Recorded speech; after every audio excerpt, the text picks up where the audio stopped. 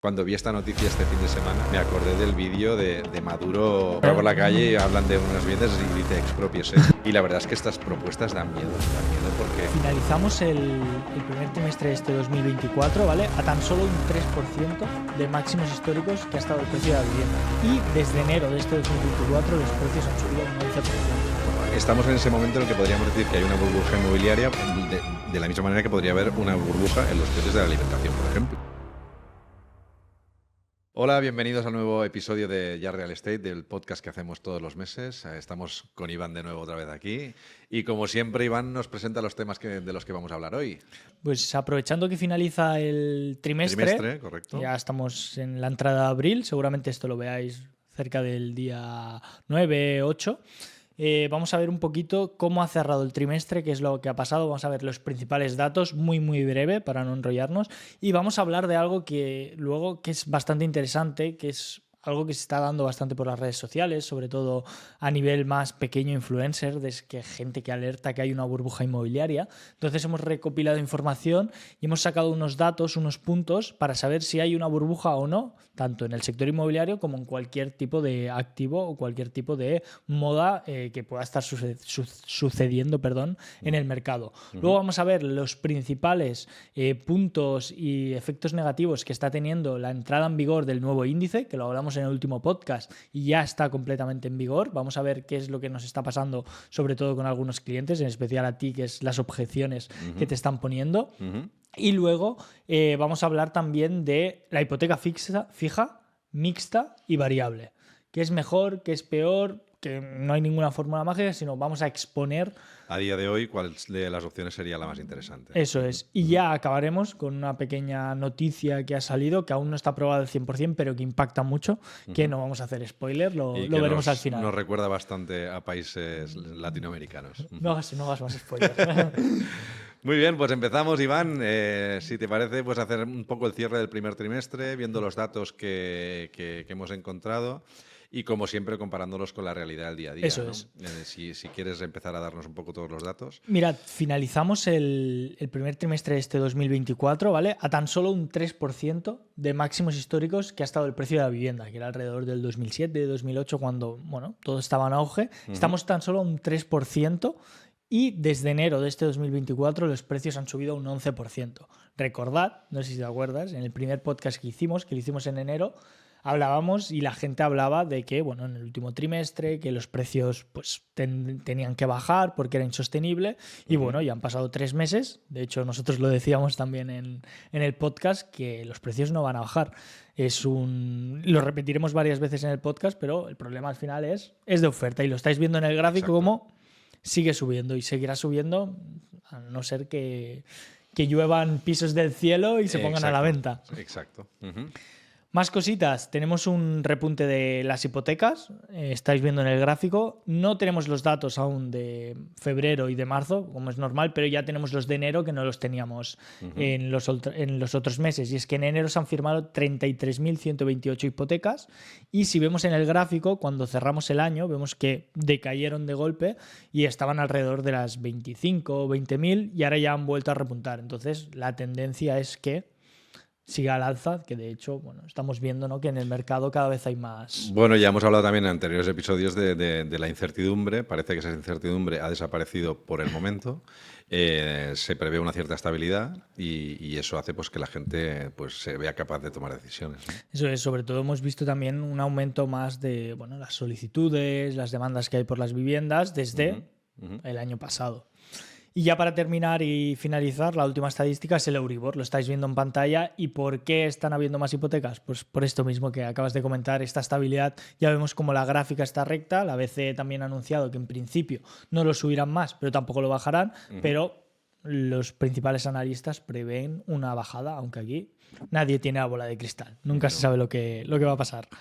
Y este sería el resumen de lo que ha pasado este primer trimestre del año, un poquito cómo han cerrado los números, y a raíz de esto, sobre todo a raíz también de las últimas medidas que toma el gobierno, como por ejemplo el ICO, los índices, pues hay mucho debate y hay mucha información y desinformación. Y algo de ello es esto que os he venido introduciendo antes de la burbuja inmobiliaria. Y es que hay muchos microinfluencers diciendo que, bueno, que va a haber una burbuja inmobiliaria porque los precios están muy caros, porque no se pueden sostener, porque ya estamos llegando a los precios que hubo en la última crisis inmobiliaria y que no es sostenible y, bueno, pues va a explotar. ¿Qué sucede? Pues que, en mi opinión, no sé la tuya, pero realmente esto no es una burbuja y ahora veremos por qué. Bueno, de hecho se puede comparar. Estamos en ese momento en el que podríamos decir que hay una burbuja inmobiliaria de la misma manera que podría haber una burbuja en los precios de la alimentación, por ejemplo. Por ejemplo. Antes comentábamos y hemos estado hablando del tema de, bueno, pues el carro de la compra, los precios a los que estamos, lo que se está pagando, comparándolo con los salarios a los que estamos actualmente. Y esos precios están subiendo, siguen subiendo. Y no se prevé que bajen, con lo cual, bueno, al final es lo que decimos siempre, hay una falta de producto, que es lo que hemos repetido y seguiremos repitiendo, y como no hay hay escasez de oferta, esos precios no se prevén que bajen.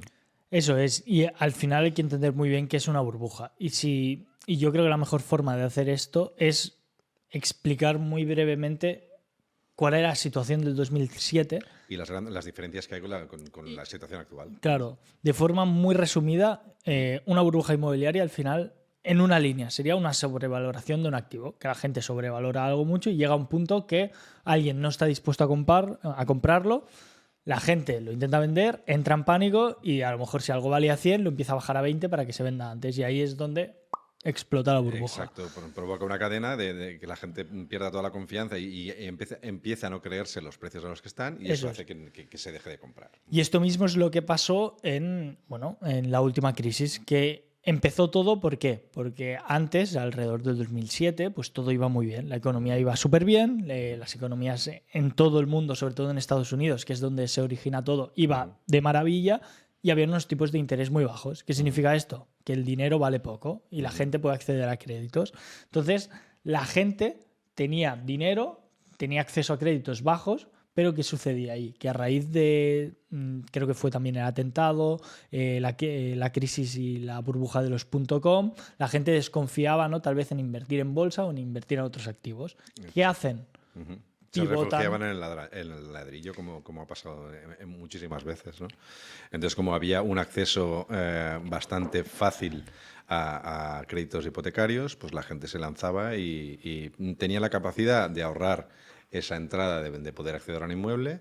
En el caso de que no lo tuvieran, los bancos ponían muy pocas pegas a la hora de concederte el 90 al 100% del Era muy habitual que te lo diesen, ¿no? Evidentemente, y se pedía una hipoteca a los tipos de interés bajos, con lo cual la gente se veía muy capaz de acceder a la vivienda. Entonces, ¿qué sucede? Que se va haciendo una bola de nieve. La gente va comprando, va comprando, va comprando, va comprando.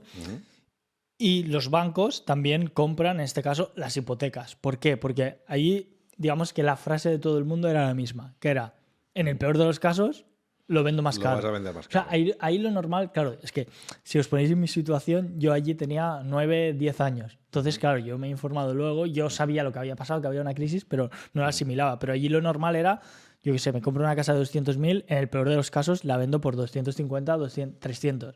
Era así, tranquilamente. Está claro. Y ahora has dado varios datos que has pasado de la micro a la macro, ¿no? O sea, lo primero planteas la confianza de la gente, al final el usuario final, que es el que compra la vivienda, claro, que se veía capaz, tenía confianza y podía pedir una hipoteca y comprar una vivienda. Pero luego, claro, sumando todas estas, ya pasamos a la macro, donde los bancos hacían paquetes de estas hipotecas y se las vendían a otras entidades, ¿no? Que ahí es donde reside el problema. Exacto, más grande. Que ahí es donde al final se genera toda la bola grande, ¿no? Y hay un gran ejemplo que también lo hemos comentado, que yo creo que hay una película que hay que ver sobre este tema que se llama The Big Short. La gran apuesta en español. Exacto, La gran apuesta, que yo recomiendo a todo el mundo que la vea, porque la verdad es que explica muy bien qué es lo que pasó en aquel momento, una persona que lo predijo y que con bastante antelación, y qué es exactamente lo que pasó y por qué explotó la burbuja inmobiliaria, ¿no? Te lo explica más desde la desde el punto de vista más macro que el más tradicional. Más financiero, ¿no? Pero es el que pasó, porque si tú puedes a día de hoy sobrevalorar un producto, pero claro, al entrar también los bancos por el medio, se magnifica mucho más el problema y de ahí lo que pinchó. Hasta que llega un día que se dan cuenta que lo que están comprando, las deudas que están comprando, son deudas que se van a dejar de pagar sí o sí. Claro. Bueno, se les reduce. Son las hipotecas subprime, ¿no? Exacto, ¿Se son llama? las subprime. Se reduce la calificación de estas hipotecas y bueno, ya empezamos.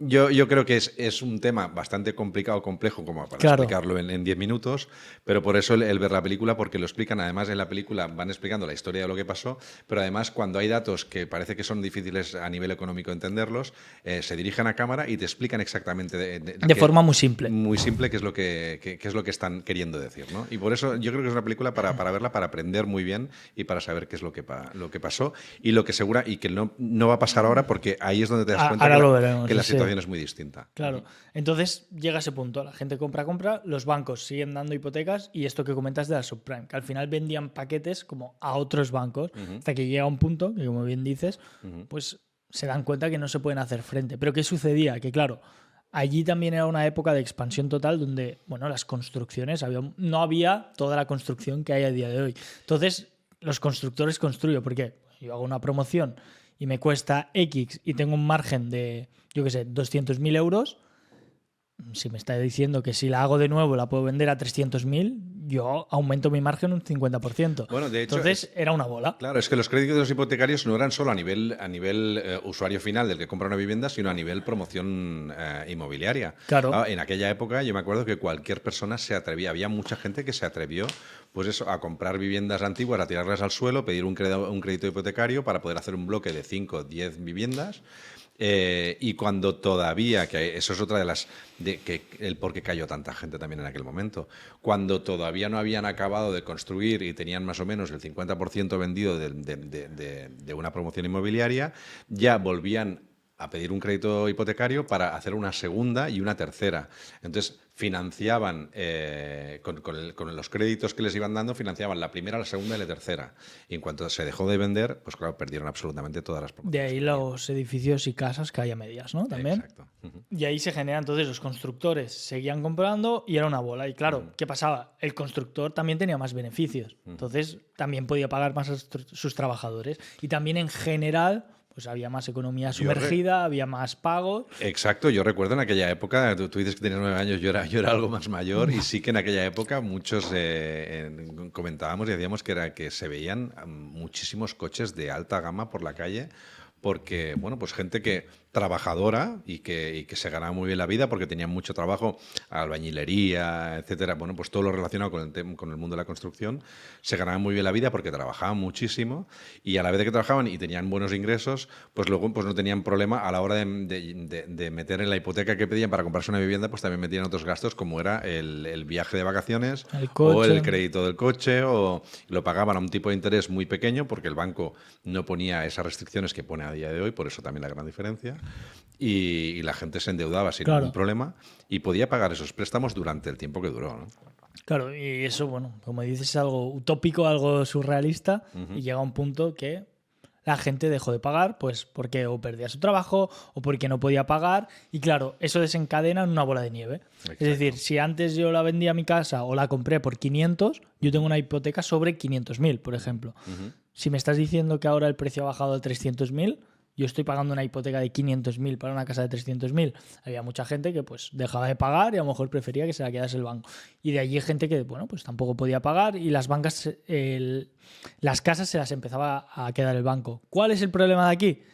Claro, el banco perdía dinero, perdía el préstamo y no podía vender la casa porque era más barata. Y ahí es, bueno, el resto es historia, ¿no? El rescate de los bancos, qué es lo que pasó. A día de hoy todavía nos acordamos en algún momento de esto porque, por ejemplo, nosotros tenemos clientes que tienen viviendas a la venta y que cuando te comentan, bueno, claro, yo quiero vender mi vivienda, pero yo compré en 2007. Cuando te dicen que compraron en 2007, 2008, ya sabes que son gente que está dispuesta pues por lo menos y lo que intentan siempre, a recuperar lo que pagaron en su momento, que bueno, que tampoco hay que verlo así, ¿no? Porque al final has estado bastantes años amortizando esa casa y disfrutando de ella, ¿no? Eso es. Pero es verdad que mucha gente tiene marcado eso porque el que compró en aquella época, 2005, 2006, 2007, y a día de hoy quiere vender, que es muchísima gente, claro, comparan el precio que quieran obtener ahora con el que en su momento que pagaron y se dan cuenta que a día de hoy una gran mayoría de las propiedades se están vendiendo al mismo precio de lo que compraron ellos hace, pues eso, ¿cuántos años hace ya, no? Claro, impacta. Al final son más de 10 años. Exacto. Eso es. Estamos hablando de 15 años de diferencia, 15, 16 años, y que, bueno, claro, si solo tuviéramos en cuenta el IPC, se tendría que vender muchísimo, bastante por encima. Y ahora se están cerrando las viviendas al mismo precio aproximado de lo que se cerraban por aquel entonces. Al final sí que es verdad que la tendencia siempre sube, pero pues, hay sus correcciones y cuando se sobrevalora un activo es algo que no debería haber pasado. Si miramos la curva de la vivienda, la pondremos en pantalla, es siempre hacia arriba, pero ¿qué pasa? Que hay un pico que no debería haber estado, que es esta burbuja de la que hablábamos. Exacto. Entonces, para definir, desde nuestro punto de vista, no somos analistas ni economistas, No, para nada. pero bueno. definir el por qué o cuándo hay una burbuja, hemos sacado 9 puntos que determinan si la hay o no, ¿vale? Os dejaremos el enlace abajo, ¿vale? Hay 9 puntos. Voy a mencionarlos y luego vamos a hacer como un checklist de la compra de si se cumple o no. El primero es el aumento de la demanda. El segundo, un acceso al crédito fácil y de bajo interés. Tercero, la especulación que haya en ese momento. El exceso de confianza en los mercados. Escasez de oferta. Políticas que favorezcan mucho la inversión, en este caso, de viviendas. Factores económicos externos, pues que vaya muy bien todo, mucho empleo. Poco paro, ingresos o salarios Eso correctos. es, una buena época económica. Luego, cambios demográficos y sociales, tendencias de la gente, ¿no? Por ejemplo, un cambio demográfico, para que os hagáis una idea, es en el COVID. La gente, ¿qué quería? Viviendas más grandes, salidas a exteriores, balcón. Eso sería un cambio. Y luego falta de regulación, es decir, tal vez cosas que no estén reguladas. Un ejemplo sería, por ejemplo, el tema de las criptomonedas. No está regulado como tal vez el dinero fiat, ¿no? Pues sería así. Estos serían los 9 puntos. Si se cumplen todos, a la gran mayoría de ellos, es cuando se tiende y se cree que hay una burbuja. Se puede generar esa burbuja. Sí. Eso es. Vamos a hacer este checklist de antes y de ahora. Claro, en aquel momento, por ejemplo, aumento de la demanda, bueno, pues la La verdad es había. que había muchísima gente que buscaba vivienda y cada vez más. Entonces, también es verdad que se genera la moda de que ahora seguramente hay más dudas a la hora de, o puede haber más dudas a la hora de comprar o alquilar. En aquel momento era habitual, era como que se compraba un móvil. Evidentemente, las parejas que tenían pues eso, de 25 a 30 años, todos, y en nuestra época, todos, que era la época más o menos que yo tenía esa edad, pues mirábamos, o lo que nuestro máxima era poder acceder a comprar una vivienda y tener una vivienda en propiedad. O sea, podemos decir que la primera es correcta. Se Segundo, cumplía, sí. crédito fácil y de bajo interés. Exactamente lo mismo. Se cumplía. El crédito era muy fácil acceso, las condiciones o los requisitos que pedía el banco no eran tan estrictos, que a partir de ahí ya se sacó una ley que actualmente lo que hacen es el 30% de endeudamiento de los ingresos de la familia, y en aquel momento pues esto no se tenía prácticamente en cuenta y bueno, lo tenían más o menos en cuenta, pero no eran muy estrictos a la hora de contratar la hipoteca. Es decir, segundo punto cumplido. Exacto. Tercero, especulación. También la había. Había muchísima gente que compraba viviendas para poderlas revender al cabo de poco tiempo y hubo gente que realmente que ganó bastante dinero con este tema. Y ha habido mucha gente a día de hoy, y conozco familias que compraron en buena época en aquel momento, justo antes, 2002, 2003, compraron vivienda, vendieron 2007, ahí sacaron un rendimiento y luego compraron más barato. Y ahora han comprado, hará pues a lo mejor unos pocos años, hará 7, 8 años, han vuelto a vender ahora y con las dos operaciones se han quedado libres de hipoteca. Ya. También es un tema de suerte, sin tener ningún conocimiento ni sin prever absolutamente nada. Pero son timings. Igual que hubo gente que tuvo muy mala suerte y que yo recuerdo casos también que había familias, que esto es lo que no recomendamos nunca, que hacía operaciones, las hipotecas puente, que se le llamaba. Ahora esto prácticamente no se escucha, pero en aquel momento pedías una hipoteca, estabas pagando una hipoteca por un piso, me imagino, o sea, me invento más o menos de 300.000 euros, entonces querían acceder a una casa de 600.000. Y lo que hacía en el banco te ofrecía es decir, oye, te hacemos una hipoteca puente mientras tú acabas de vender el piso, una hipoteca puente para la siguiente vivienda, y vas pagando estas dos hipotecas hasta que vendas el primero. Claro, y no vendían la casa. Exacto, ¿no? yo conozco, me acuerdo exactamente de una familia que no pudo, le enganchó la crisis, no pudo vender la primera vivienda y perdieron las dos. Y se quedaron sin vivienda ninguna. Y eso yo lo he vivido. Eso es ilegal ahora, ¿no? Hacerlo, supongo. Bueno, no es que sea ilegal, es que no te van a conceder hoy en día. Por eso no te lo pueden dar. Exacto, no te lo van a dar. Es decir, tercer punto cubierto. La especulación, evidentemente. Cuarto, exceso de confianza en el mercado. La había totalmente. Totalmente. Nadie se pensaba en comprar había una vivienda. alegría, nadie pensaba que aquello podía explotar. Claro. Escasez de oferta. También, o sea, la verdad es que, bueno... Por eso se construía tanto. De hecho, se hacía tanta promoción porque había muchísima gente había mucha demanda y con lo cual había facilidad al crédito para poder hacer promoción, con lo cual se construía a ritmos... Y es en la época donde crecieron muchas ciudades secundarias, poblaciones de... Pasaron de industria también hay muchas poblaciones aquí en Cataluña que a lo mejor podían tener 100.000 habitantes y que en pocos años pasaron a tener 120.000 habitantes. Mataró fue una de ellas, ¿no? Políticas gubernamentales y fiscales, número 6, que favorezcan la inversión. Aquí de hecho está en naranja, porque no sabemos al 100% si en ese momento se favorecía o no. Lo que está claro es que comparándolo con ahora, hay menos trabas. Hoy en día hay más trabas de las que había por aquel entonces. Claro, yo aquí ya lo he puesto en naranja, prácticamente verde, por el simple hecho de que antes era mucho más fácil pedir un permiso para la construcción, porque se lo dan a todo el mundo, y ahora no. Entonces ya eso lo favorece. Bueno, yo la verdad es que en aquel momento tampoco sé exactamente cómo está. Sí que es verdad que se construía, había alegría y entiendo que a nivel ayuntamientos y tal eran más permisivos y estaban más por el tema de construir.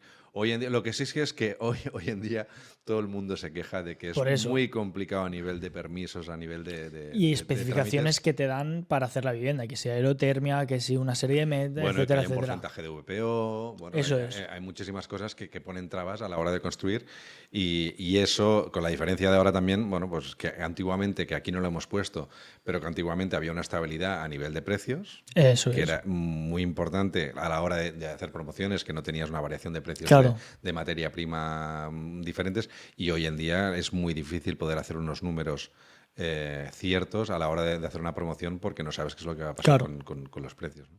Número 7, factores económicos externos, empleo, ingresos, cómo está la situación económica en general. Era una época... de bonanza total. Sí. Eso es. Séptimo, cambios demográficos y sociales. Lo había también, lo que hemos comentado. Muchísima obra nueva, la gente pues quería salir, quería independizarse, era mucho más frecuente y era mucho más normal. Y luego, falta de regulación que pueda fomentar las prácticas de inversiones riesgosas. Esto sí que lo había, sí que es verdad que era muy difícil verlo en ese momento, a toro pasado es muy fácil verlo esto, pero con el simple hecho de que te dejasen sobreendeudarte tanto en tu patrimonio con lo que cobrabas, era una señal muy, muy mala de alerta. Claro, allí supongo que no sería tan fácil de detectar. Bueno, el que lo detectó fue el... Y también aquí hay una gran diferencia y es así. Al final el acceso a la información no era tan fácil como a día de hoy. Entonces la gente... Claro, eso es... una inversión, la gente podía saber o la idea que tenía era que si inviertes en Toche, que era lo poco que se conocía, sabías que tenías un valor seguro. A día de hoy seguramente la juventud tiene mucha más información. En Internet se puede informar de otras opciones a nivel de inversión que no teníamos en aquel entonces. Entonces ahora hay otras opciones que el que estudia, aprende, pues puede optar por otra serie de activos que no sean inmobiliario y que pueden invertir en otras cosas porque tiene más información, ¿no? Eso es, claro. Antes, por ejemplo, para comprar una acción de un fondo tú tenías que llamar a algún sitio, comprar, y ahora yo desde el teléfono ahora mismo podría comprarte... Exacto, pero sobre todo eso, sobre todo la información. Antiguamente, en aquella época, si querías buscar información sobre activos financieros, evidentemente ya le preguntabas al banquero. De criptomonedas, todo esto eso no existía. Entonces, claro, la gente no tenía otras opciones y las pocas opciones que había era eso, ¿no? Claro. Eso, bueno, o invertir pues en un negocio pero hoy hay muchísimas más opciones, está claro.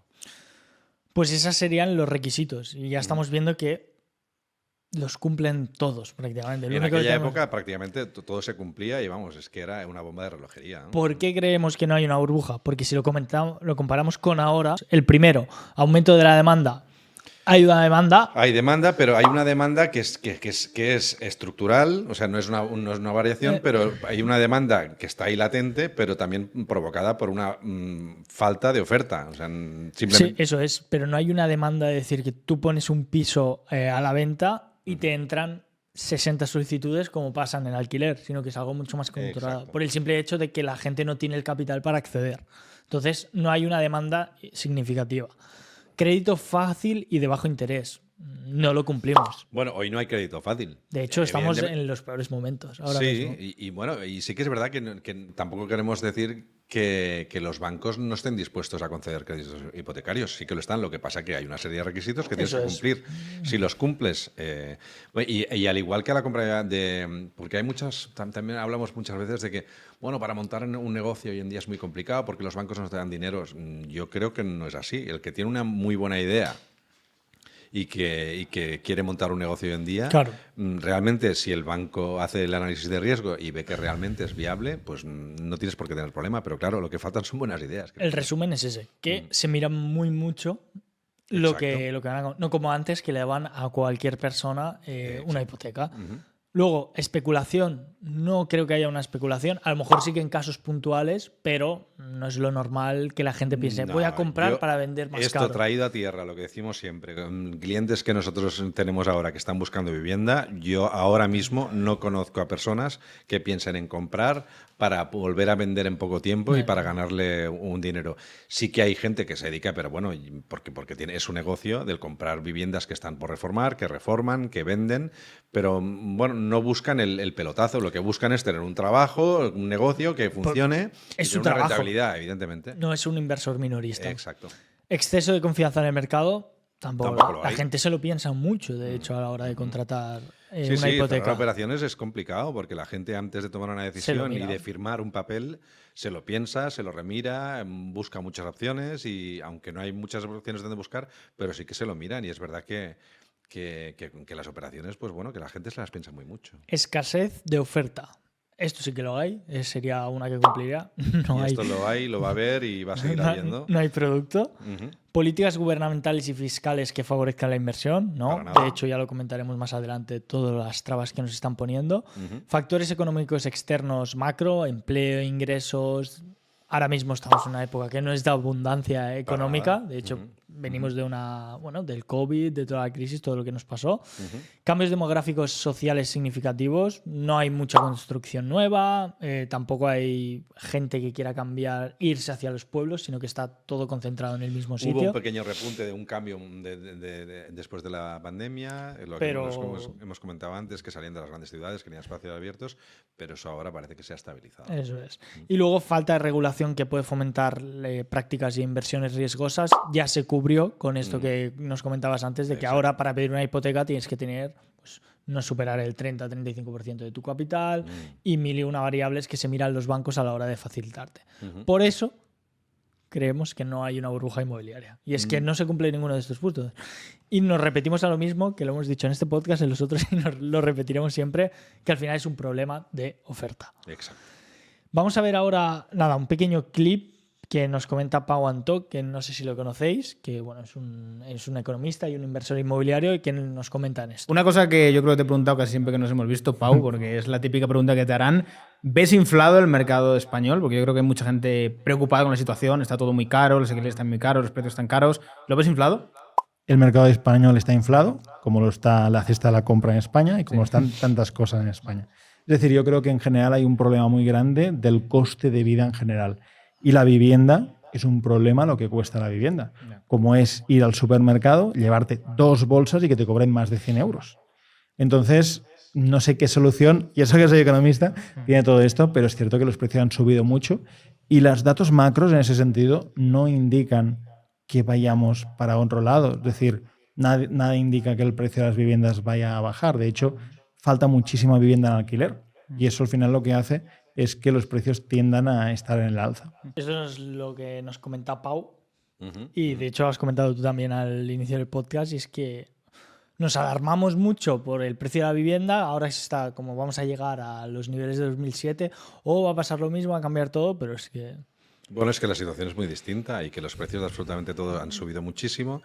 Y bueno, al igual que en aquel momento hablábamos de una época de bonanza, hoy en día, bueno, pues a las familias les cuesta mucho llegar a fin de mes precisamente porque los costes, bueno, la compra de alimentos al final de la semana la verdad es que es carísimo y Y bueno, todos los gastos que tiene una familia hoy en día son muchísimo, mucho más, son superiores a aquella época, pero la verdad es que habría que hacer números, de exactamente en cuánto se En endeuda, porcentaje, ¿no? en porcentaje de cuál era el porcentaje de coste de una familia en aquella época, de lo que se gastaba en alimentación, bueno, en suministros de electricidad, gas, y tener ese dato que lo podríamos hacer para el próximo episodio, comparando con el día de hoy, porque estoy convencido que los porcentajes nos asombrarían bastante. Claro, sí, de hecho, antes con un sueldo podían vivir 4, como quien dice.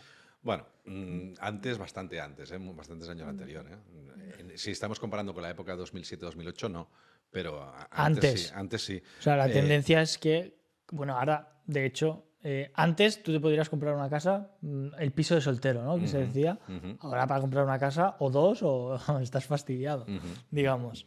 Entonces yo creo eso, lo que comenta creo que tiene mucha razón, que está inflado, pues como todo, porque al final ha subido. ¿Por qué? Pues inflación. Hay una inflación y la vivienda no va a decir, no, yo no tengo inflación, soy inmune a inflación, todo va a subir al final. El problema es que la inflación no ha venido respaldada por un aumento de los salarios. Eso es. Y por eso estamos menguando. Hoy en día las empresas han tenido un aumento muy significativo de sus costes de producción, pero que no tienen que ver con mano de obra, sino con materia prima, con lo cual los salarios no se han tocado y claro, si van subiendo los precios del resto, pues al final tienes menos capacidad económica, ¿no? Eso es. Y bueno, al final esto es lo que ha pasado. Por esto no creemos que haya una burbuja, sino que es simplemente el ciclo en el que estamos y que, bueno, no está equiparado, como tú dices, a los salarios. Y la realidad es esta. Estamos casi en máximos históricos, pero ¿por qué? Porque no hay oferta. Y este mensaje es el que creo que no acaba de entender el gobierno con las políticas que da. Porque vamos a empezar a hablar ahora de, si no habéis visto, el último episodio no fue el anterior. Hablamos de toda la ley de la vivienda, cómo funciona, por si os lo queréis mirar al detalle. Y es que el último 13, creo que fue más tarde del 13, alrededor de medianos de febrero, ya entró en vigor el índice de alquiler. Ya está en vigor y bueno, tenéis, para ver el episodio completo, tenéis también cómo funciona el índice, para que podáis entrar, os lo dejaremos por aquí arriba y abajo, pero vamos a ver las consecuencias que ha traído. Bueno, lo que ya se preveía y que todo el mundo lo sabía. Al final, cuando tú intentas regular el mercado de oferta y demanda, lo que solo puedes provocar es que la cosa vaya peor de lo que iba, ¿no? Eso es. Cuando hay un problema de oferta, lo que hay que tener es más viviendas en el mercado y es la única manera que los precios bajen. Por mucho que intentes regular y ponerle puertas al campo, no vas a conseguir el efecto que quieres, ¿no? Correcto. Ya vimos una total retirada de pisos de alquiler y que trasladaron o migraron a temporadas y habitaciones. Turísticos aún hay, aunque cada vez están ya más regulado.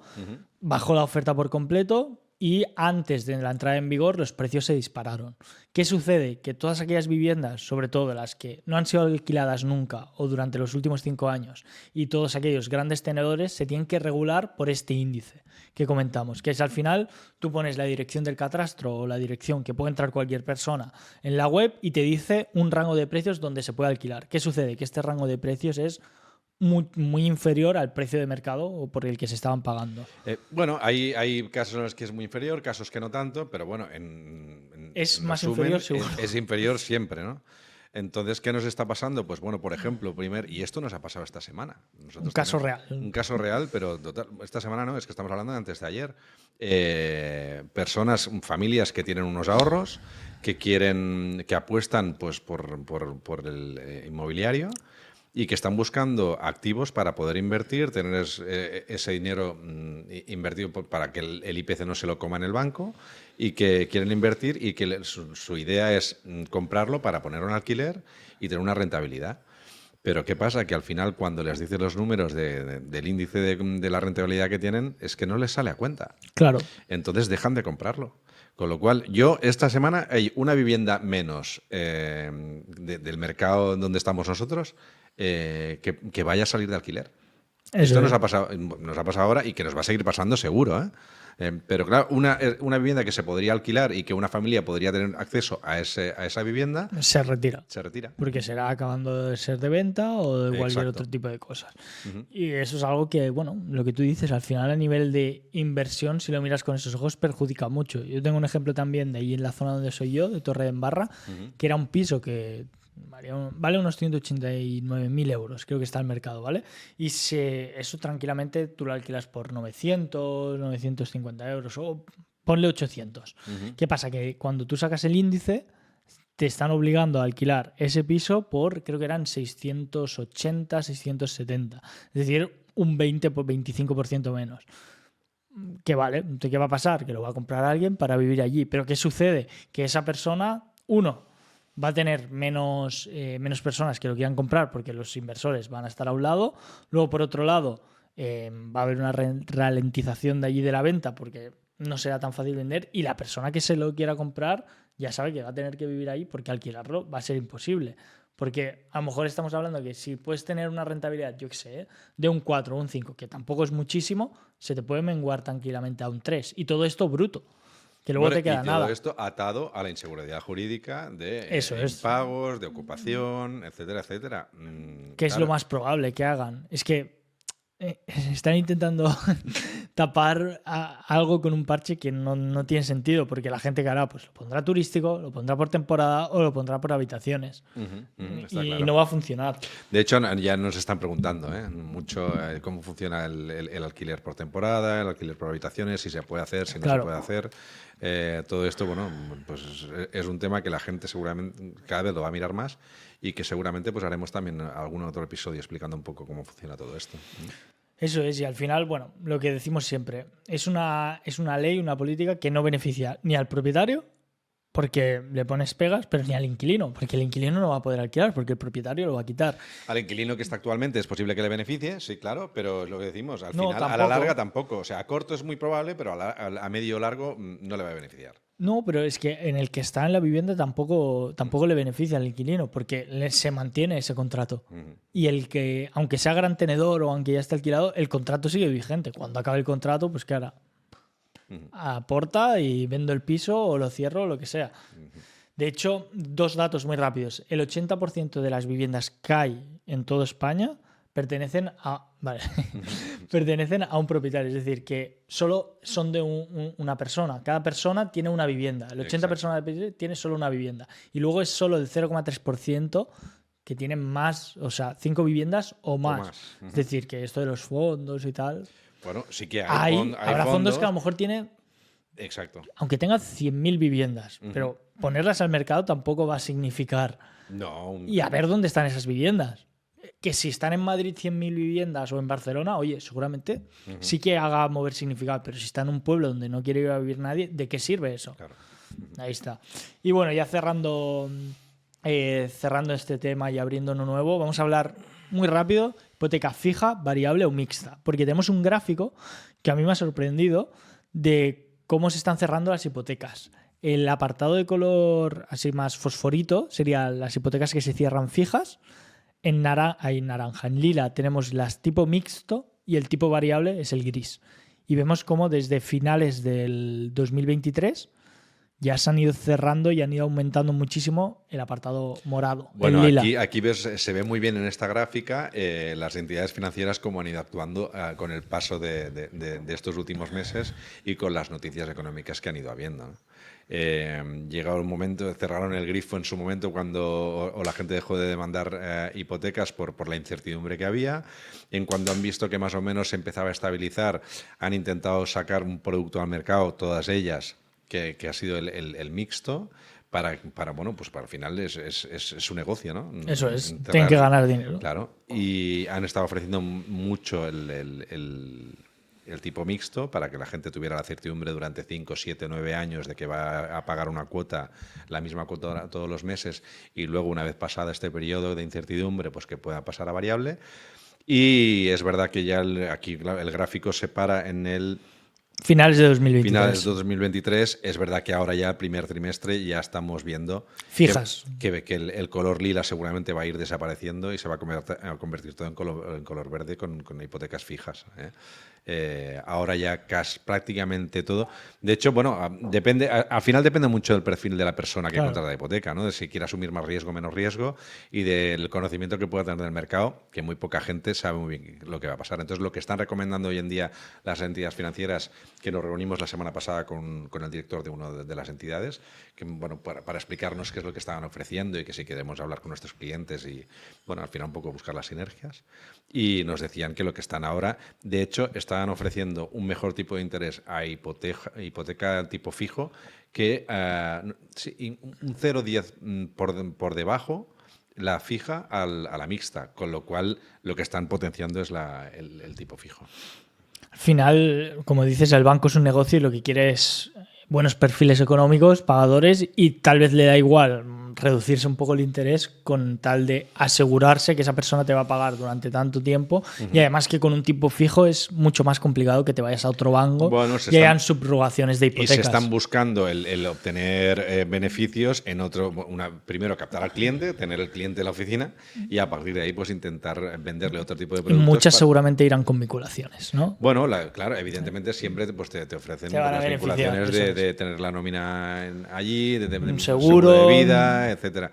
Pero bueno, pues buscan el buscar el beneficio en otro tipo de productos, pero lo que buscan es tener el cliente ahí, ¿no? Y sobre todo evitar la fuga, porque hay mucha gente que está fugando a otro tipo de entidades, como pueden ser entidades que no tienen oficinas físicas, sino que son entidades que trabajan solo a través de internet. ¿Qué es mejor? ¿Fija, variable o mixta? ¿Qué quieres que sea? Espera, primero, ¿qué es tipo variable? ¿Qué sería?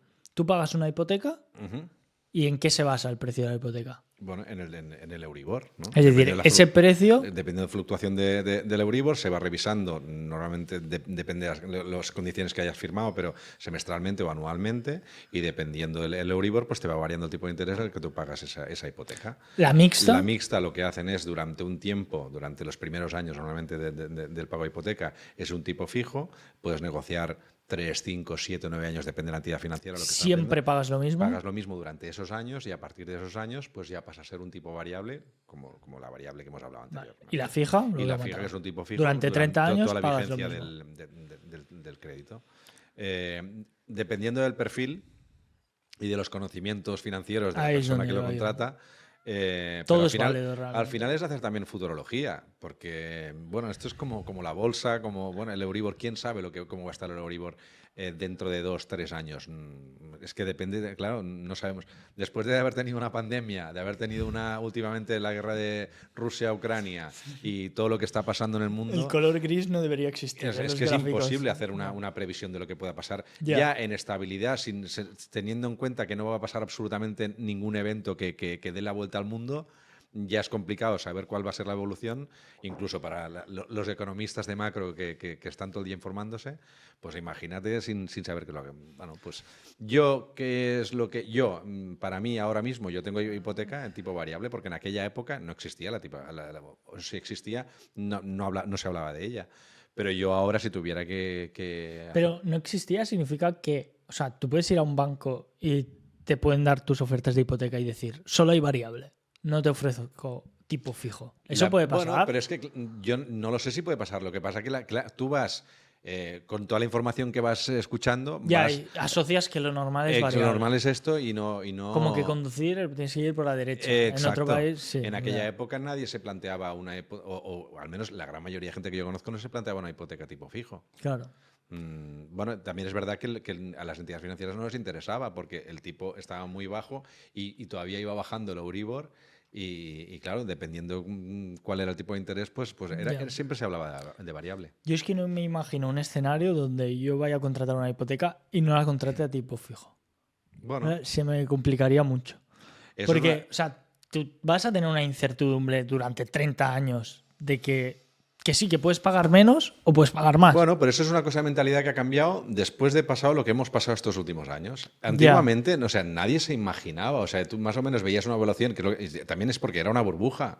O sea, tú veías que la evaluación era de bonanza, con lo cual los tipos de interés estaban muy bajos y siempre tendían a la baja, ¿Por qué? Pues porque era una época expansiva, en tipos de intereses bajos para promocionar la inversión. Ya. Bueno, y claro, llevábamos varios años así, con lo cual nadie se planteaba que eso pudiera cambiar. Ya. Al igual que muchos años anteriormente se pagaba un tipo de interés del 13 y el 14% en la época de los 80, 70, 80, 90. Ya. Eso pasó y ya se dijo, todo el mundo pensó que eso no podía volver a pasar porque los tipos de interés, bueno, es que se pagaban, era prácticamente a coste cero. Ya, claro. No se pensaba que una vez viene la pandemia, viene todo esto y cambia toda la historia, nadie pensaba que esto podía. Con lo cual, ahora mismo, yo ahora cerraría una hipoteca a tipo fijo. Yo sobre todo también lo dije en otro... No sé quién, creo que se lo escuché de José Elías, que decía eso, que tu sueldo, ¿cómo es? Fijo. Fijo. Que te puede subir, en teoría sí, Exacto. pero tu sueldo es fijo. Hipoteca, tipo fijo. Pero Claro. bueno, al final es eso. Perfil de riesgo de cada persona, oye, es más riesgoso, ¿no? No es lo mismo al final invertir en, por ejemplo, en Bitcoin, que sería para un perfil de riesgo más arriesgado, que porque fluctúa mucho, que invertir en deuda también del Estado. También fluctúa el dinero y el tipo de interés. Sí, pero estamos hablando que te fluctúa. Bueno, yo ahí te diría que vieras una entrevista que ha hecho hace poco Mario Conde. No me acuerdo quién le hacía la entrevista, pero que está en YouTube y que ya podemos poner el enlace también para que lo veáis, Vale. que da una explicación comparando la inversión en criptomoneda, en bitcoins, y con la inversión tradicional. Sí, pero yo no me refiero a eso. Yo me refiero a la fluctuación y el riesgo. Un Bitcoin en un año te puede bajar un 80% de su inversión, como ha pasado hace un momento. Es una fluctuación muy alta. A día de hoy sí. A día de hoy sí. Sí. Pero es posible que... ahora, todo depende de la confianza de la gente en el Bitcoin. Ya, sí.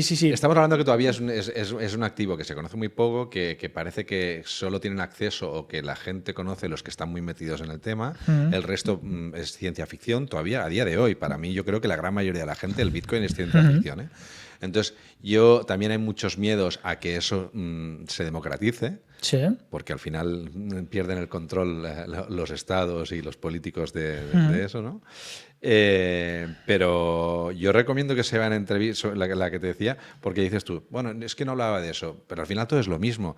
Tiene fluctuación el Bitcoin como también tiene fluctuación el dinero físico, el oro y cualquier otro activo, ¿no? Pero a nivel de riesgo me refiero a lo que tú estás dispuesto a tu perfil de riesgo. No es lo mismo en invertir en Bitcoin, digamos que te puede fluctuar muy heavy, es decir, de bajarte 80, 60, incluso un día te puede bajar un 5%, que invertir, por ejemplo, en un Standard & Poor's, que a lo mejor la fluctuación normal es de un 0, algo al día para arriba, para abajo. O invertir en deuda de un país que tienes un 3% o un 5% asegurado al 100% al cabo de 30 años, a no ser que haga un default, que bueno, ha pasado en Grecia y casos puntuales. Lo que me refiero es eso. ¿Tú estás dispuesto a tener o asumir esa volatilidad al cabo de 1 o 2 años que te pueda cambiar la hipoteca y pasar como ha pasado? Hay hipotecas que habrán pasado de 600, 800 a 1000, 1200, tranquilamente. Bueno, pero es como todo. Al final tienes que tomar la decisión si ir todos los huevos en la misma cesta o, por ejemplo, cuando tú inviertes en un fondo, sabes que es un fondo y que tiene una estabilidad porque hay muchas cosas. Exacto, hay activos diferentes. Pues esto es lo mismo. Yo creo que es una cada uno tiene que valorarlo. Bueno, pero nos estamos yendo a muchos temas económicos que no tienen nada que ver, ¿no? Pero el resumen. Depende de tu perfil. ¿Estás dispuesto a asumir un poco de riesgo y que tengas variable y puedas tener un susto? Adelante. Que no, tipo fijo y te aseguras durante todo el... Que además, con toda la inflación que hay, yo creo que es bueno el tipo fijo. Y eso, bueno, al final sería eso, que los bancos van a buscar esos perfiles buenos, esos perfiles recomendados y se están dando buenas condiciones tanto a tipo fijo como a tipo mixto. Es decir, que ahora es mucho más sencillo cerrar una buena hipoteca que a finales del año pasado. Está claro. Y va a ir a mejor. Es un buen momento y lo que sí que hay que tener la seguridad que hoy la gente, cuando va a pedir una hipoteca, ya va concienciada de qué es lo que se puede endeudar, cuánto va a tener de gasto todos los meses, al menos a nivel de hipoteca, con lo cual ahora es el momento y hay seguridad suficiente como para el que tiene la capacidad de tener una hipoteca que la contrate. Tirar hacia adelante. Y que tirará hacia adelante, seguro. Eso es. Y bueno, ya vamos a ir dejando el podcast aquí, vamos a comentar la última noticia final y ya despedimos. Expropiación de viviendas. Expropiación de vivienda. Da miedo el nombre. Sí, Nos sí. recuerda muy mucho a lo que decía antes, ¿no? A países latinoamericanos. Yo, cuando vi esta noticia este fin de semana, me acordé del vídeo de Maduro que va por la calle, no sé si lo has visto. Sí. Que va por la calle y hablan de unas viviendas y dice expropiese. Por esto parece que es un poco lo mismo. Y la verdad es que estas propuestas dan miedo porque ostras, parece que un poco emboscado, ya estamos en un país un poco de ideología comunista, y el que te puedan expropiar una vivienda bueno, basándose en que puede ser que el nivel del mar suba y tal, me parece bastante fuerte, ¿no? Claro, lo que comentan o con lo que se justifica. A ver, primero recalcar que no hay ninguna ley aún, sino que se está preparando. Explica lo que es lo que ha pasado en la noticia, porque hemos entrado al tema y todavía no hemos dicho bien. A ver, el resumen es que están planteando en todas las primeras líneas de mar, por ejemplo, allí en mi zona, sobre todo en Altafulla, ya no hay playa prácticamente, se la está comiendo pues el nivel del mar. Entonces, se están justificando en esto que para llegar a un punto que el mar llegará cerca de la vivienda y allí se determinará si es parte de propiedad privada o parte de dominio público. Entonces, te expropiarán la vivienda, te cederán el uso durante 30 años, estarán hablando de cada 30 años pues cambiar el propietario o decidir a ver qué hacen, y también quieren hacer lo mismo con los negocios físicos, que serán plazos de 75 años.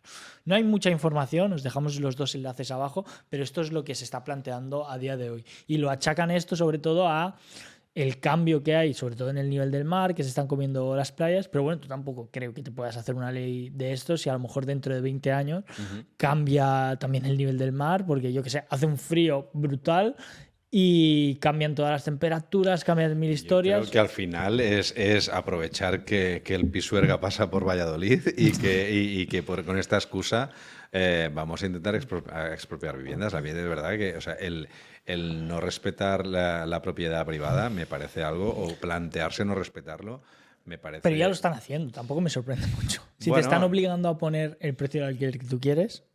Bueno, pero eso es una cosa, y otra cosa, sí, es cierto, pero otra cosa es que te puedan, o sea, que puedan expropiarte algo que es tuyo, que es como me parece que es un paso a nivel bastante importante. Pero es como una escalera. Primero te están poniendo el índice, luego te van a obligar seguramente, van a poner un límite de precios, seguro, y luego escalón, escalón.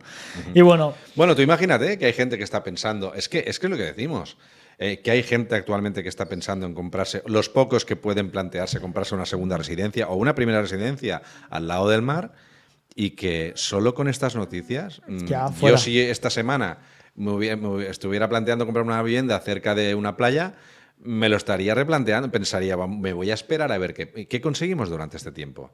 Pues paralizar todavía más la economía. Entonces... de verdad es que yo no me lo acabo de creer lo que está pasando en este país. Total. Pero bueno. Además me comentaba también mi padre que hizo una visita a una casa, sobre todo, bueno, no sería una primera vivienda, y era un chico joven que se dedicaba, bueno, pues a comprar, reformar, vender, bueno, todo esto, y el chico decía que él iba a hacer 2-3 operaciones más y campi kipugi se iba a vivir a Bali, porque aquí que no aguantaba más, que le quitaban demasiado dinero. Yo recomiendo a todos los jóvenes que si yo ahora tuviera 20 años, 22 años y tuviera que empezar, me iría a otro país. Lo tengo muy claro, lo tengo clarísimo. Así que con este mensaje despedimos el podcast. Sí, tan triste y tan largaros terrorífico. de España. Sí. Y no, bueno, tenéis como siempre toda la información aquí abajo en comentarios. Seguirnos en Instagram, que allí, bueno, subimos más cosas a diario. Todas estas noticias las vamos comentando a medida que va transcurriendo el mes. Y like, subscribe, comentadnos lo que queráis y nos vemos en el siguiente. Hasta el próximo. Chao, chao. Chao.